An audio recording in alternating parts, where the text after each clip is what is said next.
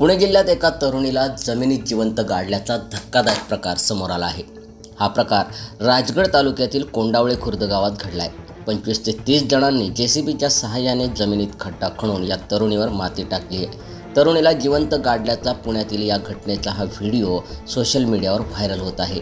हा प्रकार पोलिसांसमोर घडल्याचा आरोप देखील पीडित मुलीने केला आहे। दरम्यान पीडित मुलीने पुणे जिल्हा पोलीस अधीक्षकांकडे तक्रार करून संबंधित पोलिसांवर आणि गुंडांवर कारवाई करण्याची मागणी केली आहे।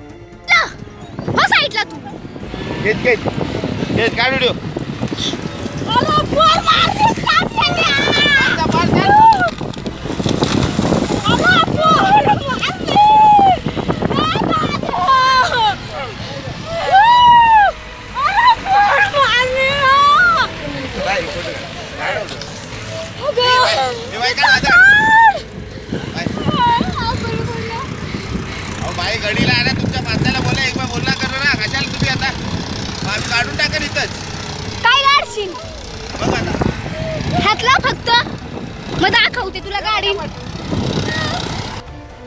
22 वर्षीय तरुणीने दिलेल्या तक्रारीत वेल्हे पोलीस ठाण्यातील सहाय्यक पोलीस निरीक्षक नितीन खामगळ, पोलीस कर्मचारी औदुंबर आढवाळ, संभाजी नथू खोबडे, ज्ञानोबा ओवाळ, निखिल गायकवाड, बाळू भोरोकर, उमेश धायगावे, संग्राम गुजर, स्वप्नील भुरुक, ज्ञानेश्वर भुरुक, मुंबईचे 5 गुंड, 3 ट्रॅक्टर चालक, जेसीबी चालक आणि इतर अनोळखी 5 जणांवर कारवाई करण्याची मागणी पोलीस अधीक्षकांकडे केली आहे। तरुणीची वडिलोपार्जित जमीन असून पुनर्वसनात जमीन मिळवणारे ज्ञानोबा ओवाळ यांनी शेतकरी असल्याचे भासवून प्रांत अधिकाऱ्यांची फसवणूक केली आहे। त्यानंतर पुणे न्यायालयात याबाबत दावा दाखल करण्यात आला असून हा दावा न्यायप्रविष्ट आहे असे असताना देखील वेल्हे पोलीस ठाण्यातील अधिकारी आणि कर्मचारी गुंडांना सहकार्य करत जमिनीचा बेकायदेशीर ताबा घेण्यासाठी आले होते। मात्र गुंडांनी हत्या करण्याचा प्रयत्न केला असता पोलीस अधिकारी आणि कर्मचारी तेथून पळून गेल्याचे पीडित तरुणीने तक्रारीत नमूद केले आहे। तसेच पोलिसांनी मोबाईल जप्त करून त्यातील पुरावा नष्ट करणार असल्याचा आरोप मुलीने केला आहे। 22 वर्षाच्या तरुणीला जमिनीच्या वादातून जमिनीत गाडण्याचा प्रयत्न केल्याचा आरोप करण्यात आला आहे। जमिनीत गाडलेल्या तरुणीने स्वतःच पोलीस ठाण्यात जाऊन तक्रार दिली आहे।